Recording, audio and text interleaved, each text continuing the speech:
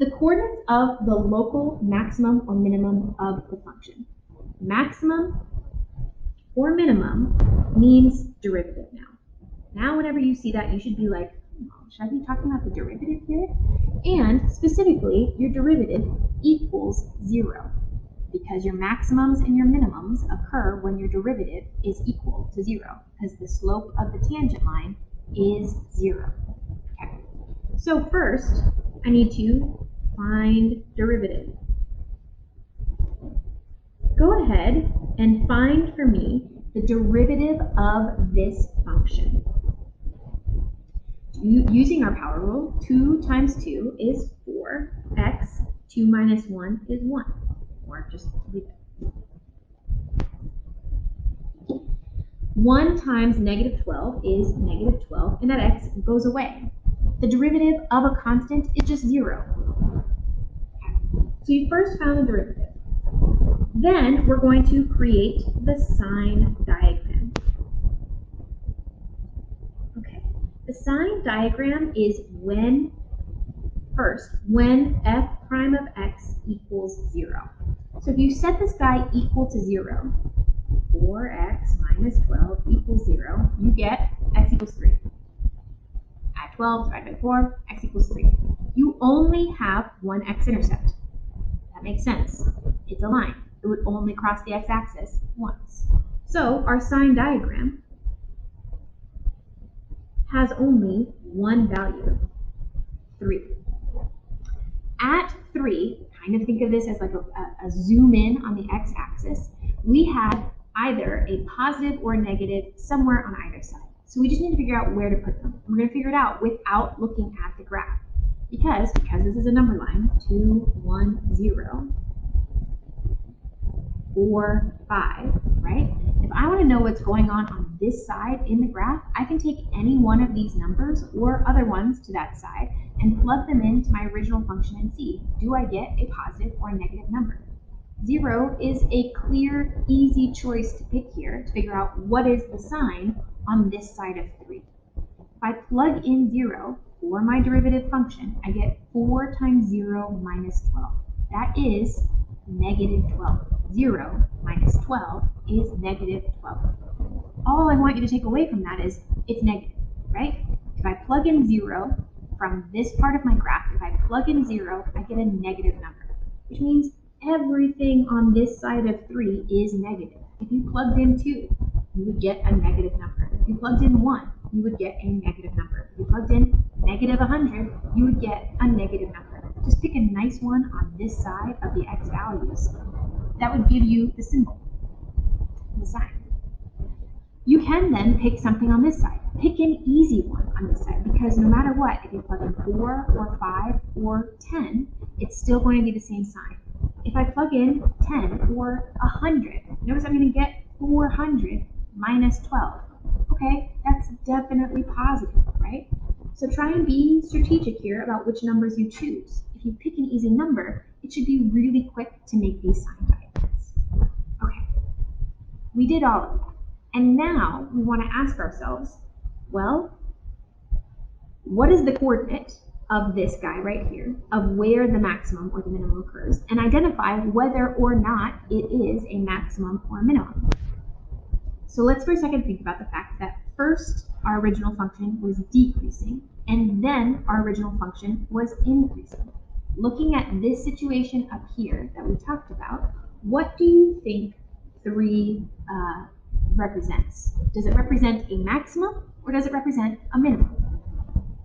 Since we started with decreasing and then we went to increasing, that means that we've created a minimum here.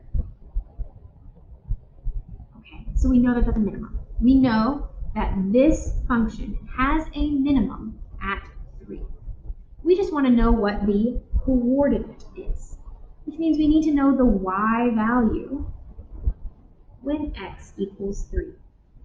This means that we need to plug in 3 for f of x, the original value, because we want to find the y value, not the slope, not the increasing or decreasing values, not whether it's a maximum or a minimum. We just want to know the y value, which is the original function. Go ahead and figure out what f of 3 is. That's what I'm going to do here. is -3. So the coordinate, the point, is 3, -3. And it's a minimum. Could you have figured this out just by graphing this guy and looking at it and finding it? Absolutely. We're building instincts here. We're building a process that's going to help us later. So trust the process. See if you understand the relationship between derivatives and original. We're building up towards this idea. We need to build in our vocabulary, build in a few gut instincts here, because it is a brand new concept. And so with that comes some building of, I hate to say it again, but instincts. Problem number 2. Find the x-coordinates of all the local maxima and minima for the function. It said local up above, so we're talking about hey, there might be more than one. Identify them as maxima or minima. So we first need to find our derivative. Go ahead and find that on your own. This guy becomes 3x squared minus 8x minus 3. 12 goes away, it just goes to 0. -3x, the x goes away, 2 goes down to 1, 2 multiplies to 4 to make 8, 3 goes down here, and 3 becomes 2. All right.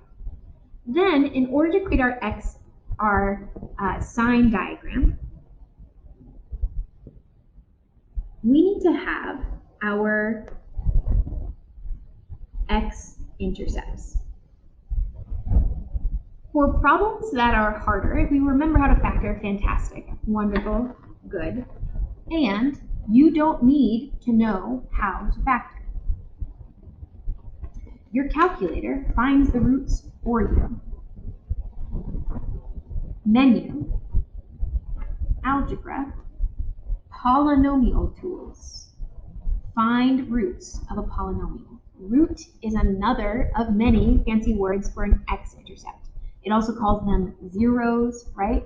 So 0 or a root or x-intercepts, all the same. So if you use that, it asks you, what is the degree? The degree is your highest exponent. The degree of this guy is 2.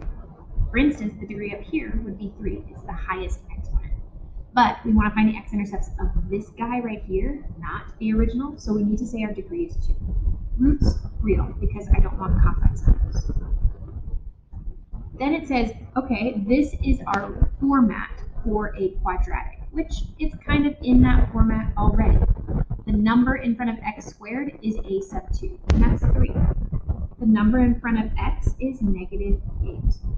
The number here at the end is -3. You press enter, it sets up something that looks like numerical solve on your calculator, and then you press enter again, and it gives you the roots. There are 2. If you don't like decimals and want to turn it into fractions, if you hit menu, number, approximate to fraction, it gives you then the exact value as opposed to a decimal. So our x-intercepts are at -1/3 and 3. Those are the solutions to this quadratic in regards to finding those x-intercepts. So it can be quick. Making our sign diagram, we put -1/3 and 3 into this guy. I want to know what the sign is here. I want to know what the sign is here. And I want to know what the sign is here. My first thought always is, where's the 0?